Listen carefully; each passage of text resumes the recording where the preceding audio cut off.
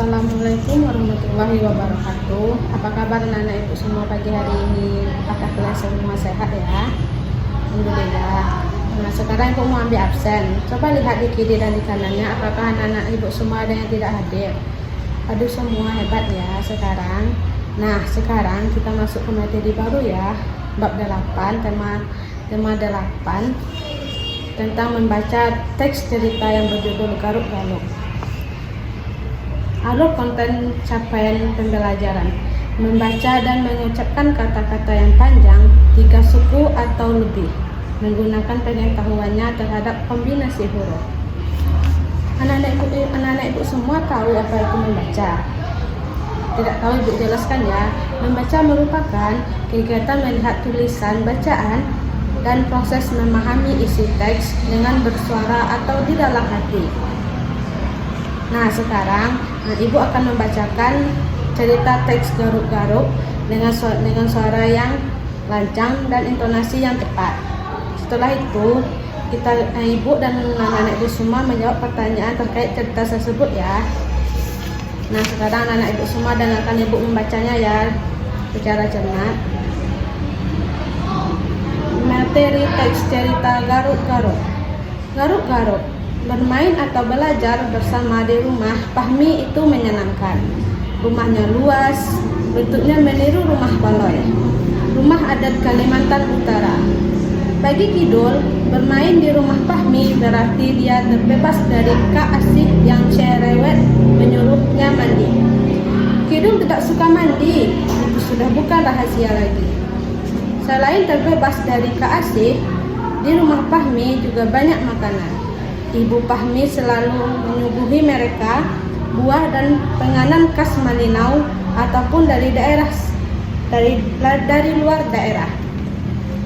Siang ini mereka membaca buku ditemani kerupuk tipis.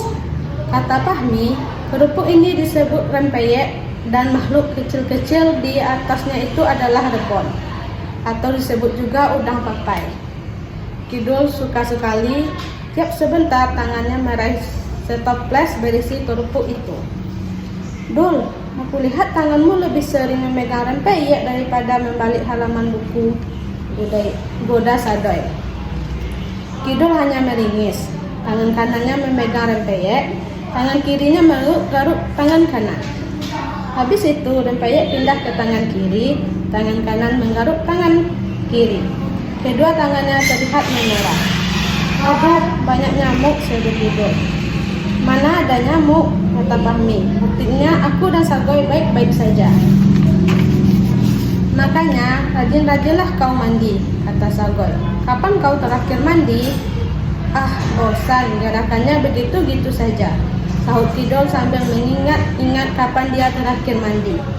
2 hari lalu, 3 hari lalu. Menurut Kidul kalau sedang libur tidak perlu mandi.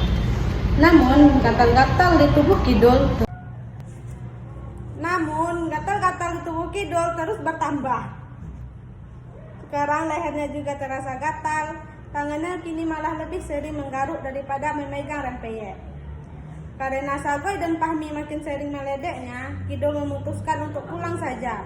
Ibu Fahmi membungkuskan rempeyek untuk dibawanya pulang. Kidul tersenyum lebar menyambut bungkusan itu. Begitu tiba di rumah, Kidul cepat-cepat masuk kamar supaya Kak Asih tidak melihatnya. Apa daya, gatalnya tidak kunjung hilang. Makin digaruk, makin gatal. Tidak tahan, Kidul mengadu kepada ibu. Ibu dan Kak Asih terkejut melihat tangan Kidul yang lecet-lecet. Sebelum Kak Asih bersuara, ibu sudah berkata tegas, "Kita harus ke dokter." Dokter Tuti yang memeriksa Kidul menyapa dengan ramah. "Ini sepertinya alergi. Tadi makan siangnya pakai apa? Telur atau udang?"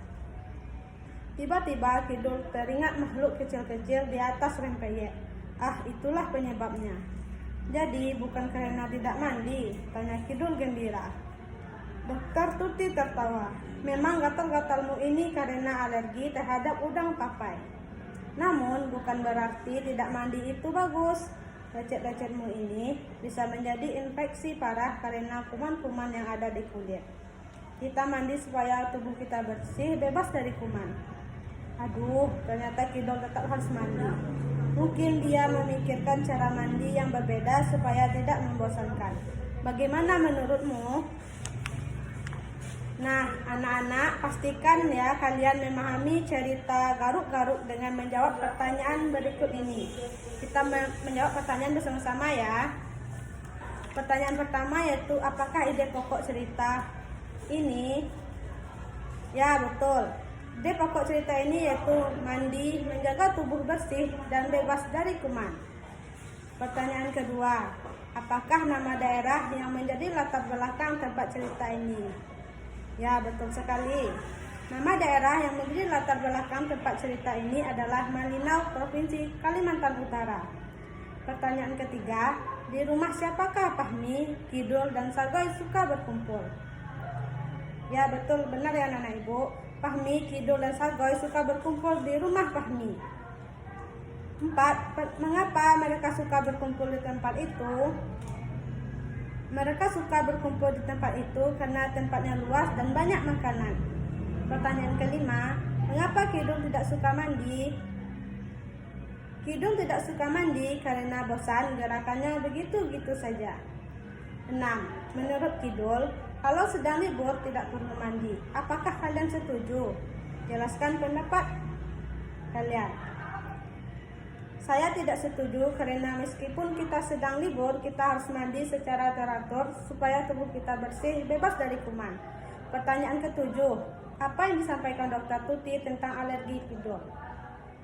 Dr. Tuti menyampaikan bahwa alergi Kidul bukan karena tidak suka mandi, tetapi karena alergi terhadap udang papai. Pertanyaan ke-8, apakah ada di antara kalian yang mengalami alergi? Alergi apa? Bagaimana tindakan yang kalian lakukan untuk mengatasinya? Alergi adalah perubahan reaksi tubuh terhadap kuman-kuman, penyakit atau keadaan sangat peka terhadap penyebab tertentu, seperti zat, makanan, serbuk, keadaan udara, asap, dan sebagainya, yang dalam kadar tertentu tidak membahayakan untuk sebagian besar orang. Cara terbaik untuk mencegah alergi adalah dengan menghindari pemicunya. Meski demikian, ada beberapa cara lain yang dapat dilakukan jika pemicunya sulit untuk dihindari, seperti mengenakan pakaian tertutup, tidak memakai parfum yang dapat mengundang serangga, serta membersihkan rumah secara rutin. Nah, anak-anak ibu semua, cukup sampai di sini dulu pembelajaran kita pagi ini ya. Sampai ketemu lagi pada berikutnya. Assalamualaikum warahmatullahi wabarakatuh.